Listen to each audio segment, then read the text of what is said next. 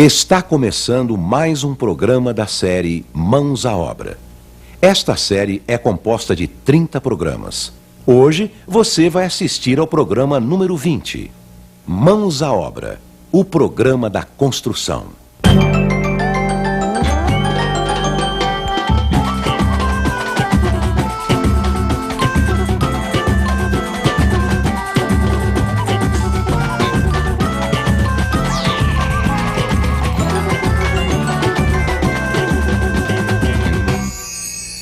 No programa anterior, vimos os vários tipos de escadas. Como fazer degraus com alturas e pisos proporcionais. Quais são os materiais mais usados na construção de escadas. Como fazer uma escada pré-moldada na própria obra. Mãos à Obra, programa número 20. Esquadrias, portas.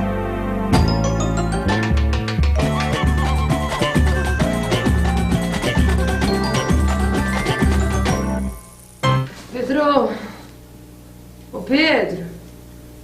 Pedro, abre pra mim, por favor. Quem é? Como quem é, Pedro? Olha eu aqui. Abre aqui essa porta. Não posso, a mulher não tá em casa, é sujeira. Ô Pedro, abre essa porta, que a hora que eu entrar você vai ver só, hein? Que coisa, eu tô morta de cansaço. Veio de pacote com esse sol a pino e ainda esqueci a chave na casa da minha mãe. Ô, meu amor, não reclama do sol, vai. Sol é luz, é vida, é calor. Ai, Pedro, mas tudo que é demais prejudica, né? Tem que ser tudo na medida certa. É verdade, viu? As aberturas aqui em casa, por exemplo, a gente fez na medida certa, pra aproveitar a luz, a ventilação, o calor. Nessa história aí começou com aquele papo do seu Freitas de homem das cavernas. É verdade, foi muito engraçado. Toda casa, toda construção tem pelo menos uma abertura. Desde o homem das cavernas, não é? Ele tinha pelo menos de entrar e sair puxando a moça pelos cabelos, certo? Certo nada, seu Freitas. Que história é essa? Hoje em dia as coisas mudaram muito, viu? Ele ficou menos selvagem e mais criativo. Inventou uma variedade imensa de aberturas para as construções.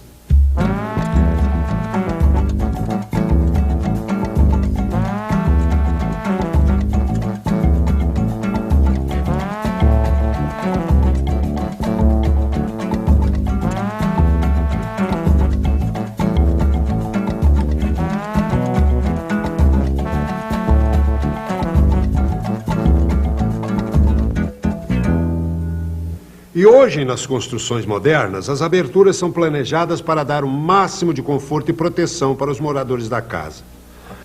Principalmente para aproveitar o sol, né, seu Freitas? Sol é luz, é calor, poxa. O sol elimina germes, bactérias, né, meu amor? Sol é saúde, pô. Certo. Por isso, é super importante pensar na quantidade de horas que o sol entra em casa. Já pensou dormir num quarto frio e úmido todo dia? Imagina, e quando fica chovendo? Bolora tudo. Comida, roupa, móveis. Por essa razão é que é preciso observar o caminho do sol para fazer o projeto da casa. Aqui no Brasil, ele faz um caminho levemente inclinado para o norte. E quanto mais para o sul do país, maior a inclinação. Por isso, a melhor fachada que tem é voltada para o norte. É a mais ensolarada. E a inclinação do sol diminui no verão. Então, outra vantagem é que entra menos sol no verão. A fachada sul é sempre a menos indicada. Na época de chuvas é a que tem mais problemas de umidade e bolor. E no norte do Brasil?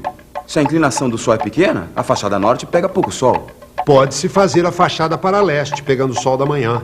Ou para oeste, tomando o sol da tarde. O sol da manhã é melhor, o da tarde é muito quente.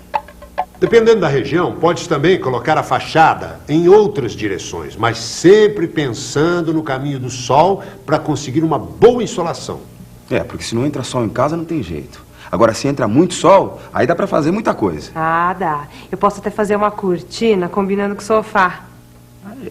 Mas olha, dona Leila, atenção. Depois que o sol atravessa o vidro, a cortina ou a persiana já não conseguem controlar bem a insolação, principalmente o calor. O melhor é barrar o sol antes que ele atinja a janela e a porta, com qualquer tipo de quebra-sol. O quebra-sol mais simples é o beiral, que protege janelas, portas e também as paredes contra o sol e a chuva. Sobre as aberturas, também pode-se fazer um quebra-sol de alvenaria concreto, colocando a porta ou a janela o mais fundo possível. Assim a parede ajuda a proteger ainda mais. Outra solução é colocar só uma cobertura de proteção. Se a casa já está pronta, uma solução para conter o excesso de sol é o toldo. Custa mais que a cortina, mas o resultado é muito melhor. Pode deixar, seu Freitas, que lá em casa nós vamos fazer tudo menos selvagem e mais criativo possível. Mesmo porque ninguém vai carregar você pra dentro de casa pelos cabelos, né, meu amor? Só carinho, pô. Acho bom. A nossa casa pega um bom sol o ano todo, né? E a temperatura tá sempre agradável. É super legal trabalhar na sala, que é bem iluminada. Aqui na cozinha também, ventila bastante. Aliás, a gente aprendeu muito com o projeto dessa casa, hein, Pedro? Opa!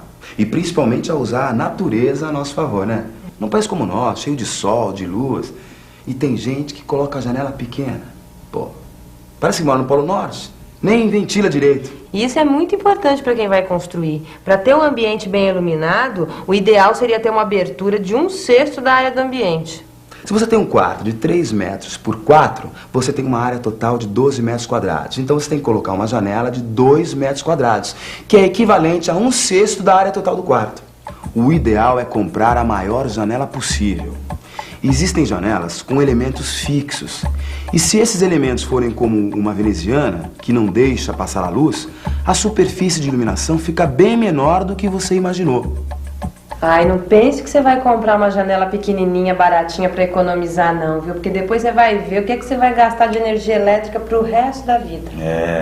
E para melhorar ainda mais a iluminação, você pode pintar as paredes e o peitoril da janela com cores claras, porque aí reflete a luz do dia e a sua casa fica mais iluminada.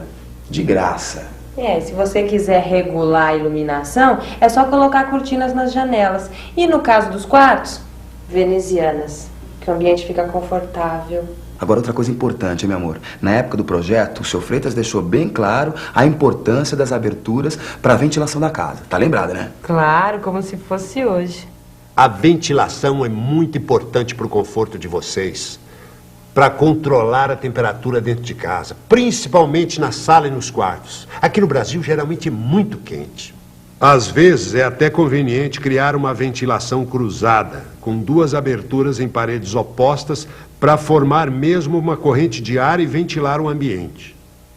E tem que fazer esse controle também nos dormitórios, porque se a região for quente, precisa de muita ventilação. Ou então mais no verão e menos no inverno. Ou mais durante o dia e menos à noite. Quer dizer que é bobagem, então, economizar no número e no tamanho das aberturas da casa? É a pior economia que você pode fazer. Você precisa ter condições de aumentar e diminuir a ventilação natural de acordo com o que você precisar. De manhã é bom ventilar bem os quartos na hora que a gente está varrendo, arrumando, né? Depois é melhor fechar um pouco, que é para não sujar.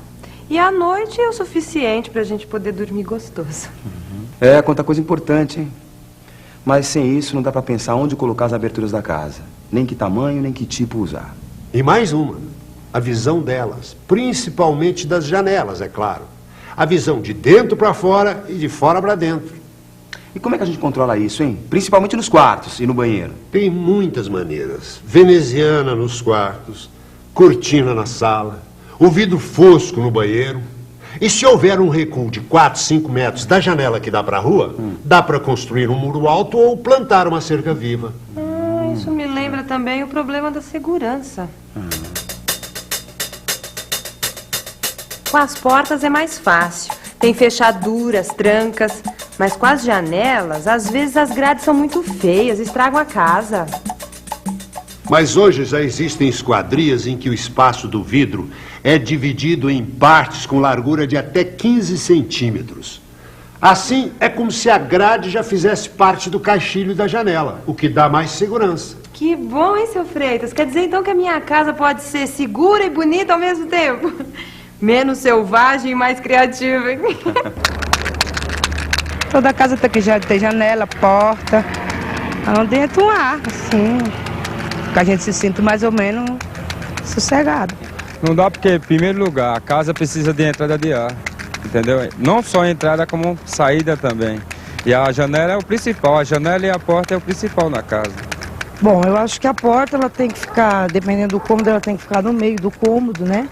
Ou dependendo se for uma sala, você tem que observar, assim, o lugar. Se é numa sala, você tem que ter mais ou menos a medida em mente como você vai querer um sofá, entendeu? Onde você vai pôr a estante, porque senão você põe uma porta no meio da parede e você acaba com a sala, né?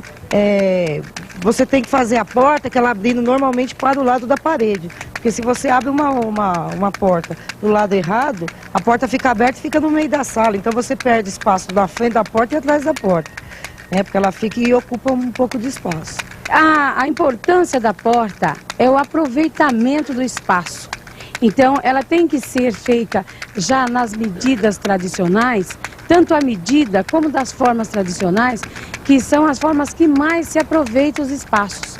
Então não se pode ter portas em meio de parede, que aí você vai estar desperdiçando a parede, tanto para a direita como para a esquerda. E quando você faz ela no canto da parede, você já está ocupando um espaço que provavelmente não terá outra utilidade, a não ser guardar a folha da porta. A porta ela tem que ser muito bem chumbada. Como no começo, quando eu peguei essas portas, ela logo já ficou toda gozada, não fechava direito. Aí eu troquei por uma porta de madeira. Aí a gente chumbou muito bem chumbada, não deixando abertura embaixo para não passar insetos, essas coisas que podem morder a gente, né? E muito bem colocada, a porta tem que ser muito bem chumbada, muito bem colocada.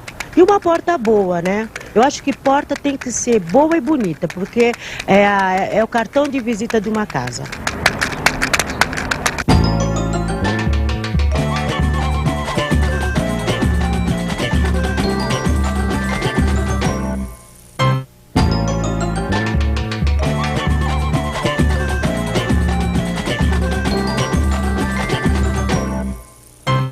Tem que ser forte, segura e de um bom tamanho, que é pra gente não ter problema na hora de passar os móveis, né, Ah, meu mas amor? não é só isso, Pedro. A porta tem que ser bonita também. Principalmente a porta da frente.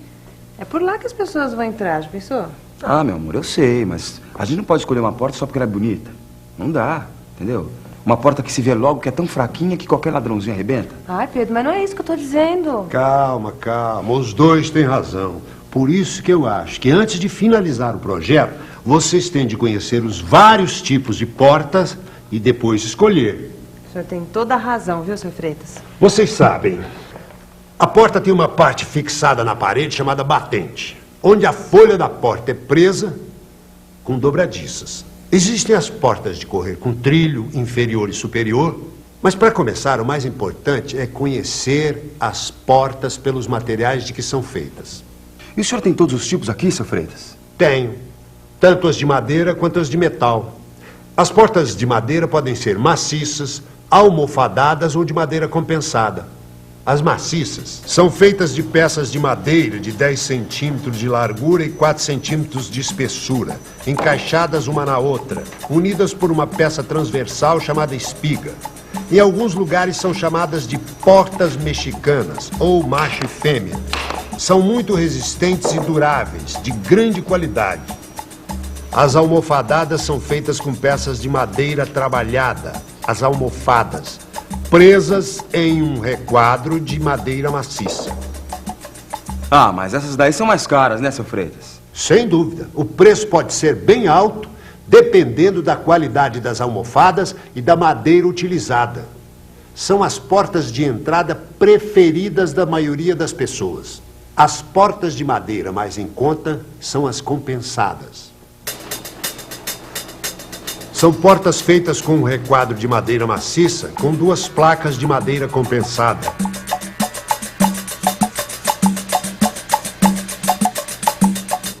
O miolo pode ser feito de várias formas, com uma estrutura de papelão tipo colmeia, sarrafos colocados um ao lado do outro ou raspas de madeira coladas entre si. Essas portas podem ser de grande qualidade, principalmente quando são fabricadas com compensado naval, que é feito com cola à prova d'água. Ah, porta de madeira, se não for de boa qualidade, estraga logo. Quando comprar qualquer peça de madeira, precisa prestar muita atenção com defeitos como empenamentos, descolamentos, rachaduras e principalmente verificar se não tem cupim. Ah, pode deixar, seu Freitas, pode deixar que eu olho mesmo. O senhor sabe, né? Eu não deixo escapar nada. Ah, a gente logo se interessou pelas portas de alumínio, não foi, meu amor? Sempre me disseram que elas são mais seguras e resistentes. Lembra quando a gente conseguiu uns endereços de umas fábricas que a gente foi visitar? Aí a gente viu que as portas metálicas são feitas com cantoneiras, onde se encaixam os vidros. Elas também podem ser feitas em 2 folhas de correr, para vidro e venezianas. E tem as de veneziana fixa, para ventilação permanente. Todos esses tipos podem ser de alumínio ou de ferro. E as de alumínio tem uma vantagem, meu amor. Elas não sofrem corrosão como as de aço. Entende? Você não precisa nem pintar. E além de alumínio natural, elas podem ser feitas em alumínio anodizado, fosco, brilhante, cor de bronze ou preto. E as portas também são vendidas em várias cores. E as portas são fornecidas em várias dimensões. Lembra que o seu Freitas deu um catálogo pra gente que tinha uma tabela? Nós podemos escolher a porta pela largura útil, quer dizer, o espaço livre que ela deixa para passar. E a tabela mostra para cada largura útil a largura da folha da porta, o vão e a altura que ela vai ocupar depois de colocada na parede. Senão, a gente podia ter colocado umas portas que não passava nem a mudança. Principalmente a porta da entrada. Gente, eu já vi porta por aí que não passa nem a geladeira. E a gente caprichou na porta principal, não foi, meu amor? É o cartão de visitas, né? Por onde entram os amigos, os convidados. Essa porta pode ser de madeira, ferro ou alumínio, mas tem que ter 92 centímetros. E tem que ter alguma coisa que dê pra gente ver quem é que está batendo. Senão como é que eu ia deixar você entrar, né? Você vai ver quem vai te bater daqui a pouquinho, viu? Aqui em casa a gente fez tudo certinho. A porta da cozinha também é larga, tem 92 centímetros. Agora, da cozinha pra sala pode ser um pouco menor. A nossa tem 82 centímetros. Já nos quartos é comum você usar portas maciças ou compensadas, de 82 centímetros ou de 72 centímetros. E nos banheiros, de 72 centímetros ou até de 62 centímetros. A verdade é que a gente aprendeu tudo sobre portas nesse projeto. E depois o seu Freitas explicou tudinho que a gente tinha que fazer durante a construção. As portas giram nos pinos das dobradiças fixadas nos batentes. Os batentes é que são fixados nas paredes durante a construção. Os batentes de madeira em geral têm 3,5 centímetros de espessura, com um rebaixo de um dos lados para a fixação da folha. Para dar acabamento na junta entre o batente e a alvenaria são usadas as guarnições.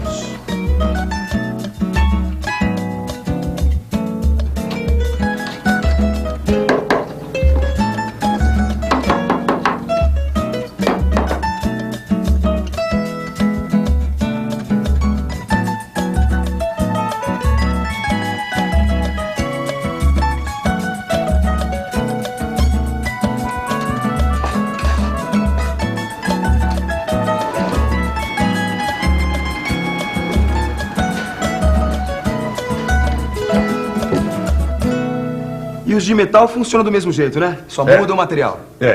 Os batentes de metal são feitos com chapa dobrada de aço ou de perfis de alumínio.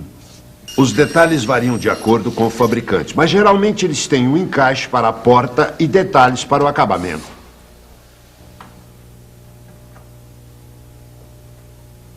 Ô, seu Freitas, e para colocar os batentes, como é que a gente faz a preparação lá na obra? Antigamente se colocava o batente no início com os pregões e ia subindo as paredes, de modo que os pregos funcionavam como elementos de fixação. Mas hoje em dia ninguém mais faz assim, né, seu Freitas? Não. Hoje o costume é deixar o vão na parede e fixar os batentes com buchas e parafusos. E tem gente que prefere colocar os batentes o mais tarde possível. Aí é preciso colocar contramarcos na alvenaria. Contramarcos? São peças de alumínio, madeira ou concreto fixadas na parede para garantir as medidas do vão. E o batente é colocado sobre o contramarco. Na casa de vocês não será usado o contramarco, porque o mais indicado hoje em dia é a colocação do batente direto na alvenaria. Ou deixar o vão bem acabado para fixar a esquadria com bucha e parafuso. Usando os blocos de 10, É só deixar um vão com 1,5 cm a mais do que o batente de cada lado.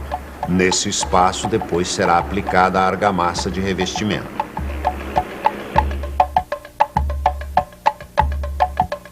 Desse jeito, quando colocar as buchas, elas vão ficar muito mais firmes, garantindo a fixação dos parafusos, evitando problemas para o futuro. E vocês podem colocar uma bucha para cada dobradiça, mais ou menos na mesma altura, de acordo com o número de dobradiças. Em uma porta de 210 centímetros de altura, geralmente são 3 dobradiças.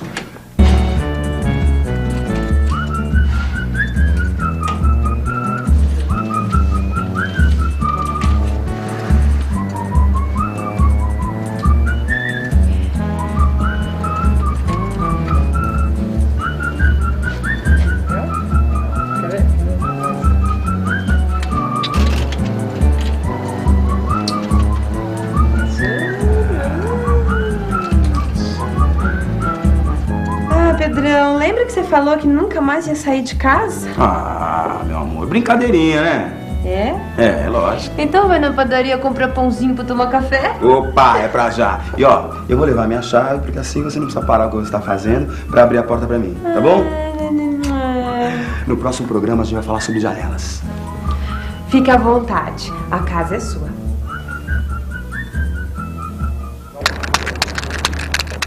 A janela é um dos objetos mais importantes, um dos objetos importantes dentro de uma casa.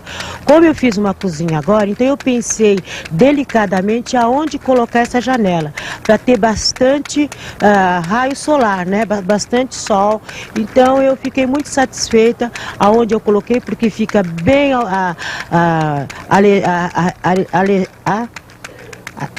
arejado a cozinha, bate bastante sol, então eu fiquei bastante satisfeita com a janela que eu coloquei, porque eu vi a posição exata da janela. E ela tem que ser colocada de uma forma que também fique bonita na casa, né? Então, se tratando da estética da casa, a casa tem que ser bonita, a casa tem que ser uma coisa vistosa. E quando você vai fazer uma janela, você tem que ver o lado que está nascendo o sol, o lado que o sol está se pondo, para que haja um bom arejamento dentro da casa. E para que haja também uma boa circulação do ar, né, que é a importância da casa. Uma casa sem janela, ela vai ficar escura, ela vai ficar embolorada, ela vai ficar fedida. E uma casa que tem as suas janelas bem posicionadas, elas não vão sofrer esse tipo de coisa. Bom, a janela ela serve para dar ventilação na casa, para entrar sol, entrar ar e para claridade, né? Luminosidade na casa. Porque uma casa que ela é muito escura, ela vai criar muita bactéria, muitos fungos, dá problema de respiração. Então, a casa, se ela fica fechada, normalmente agora as pessoas trabalham também. Então, quando ela está em casa, ela tem que deixar a casa aberta para ventilar, para que entre sol. Quando você vai fazer uma janela, você não pode fazer uma janela para lá da casa do vizinho, senão ele sobe uma parede e você perde toda a luminosidade. E serve para isso, para claridade, para entrar sol, para entrar ar e para circular, fazer a reciclagem do ar de dentro de uma casa, né? Para você ter uma ventilação e para você vir olhar para fora também o que está acontecendo lá de fora. Meu. Uma casa sem uma janela não é uma casa. É o que eu posso te falar. Nossa, a importância é enorme. Era tudo o que eu queria na minha vida, era ter minha casa. E hoje eu tenho. E se eu a tenho é porque eu mereci. Eu trabalhei, eu lutei, eu construí. E é gostoso você ajudar a construir a tua casa própria. Sair do aluguel. Isso é ótimo. No programa de hoje, vimos como são importantes as aberturas de uma casa. Como orientar a fachada para garantir a insolação, a iluminação e a ventilação da casa. Como escolher o melhor tipo de porta para cada ambiente. Como fazer a colocação de portas e batentes de madeira e metal. Qualquer construção ou reforma exige a participação de um profissional habilitado responsável pelo projeto e pela execução da obra. Procure a Prefeitura ou o CREA para obter mais informações a respeito.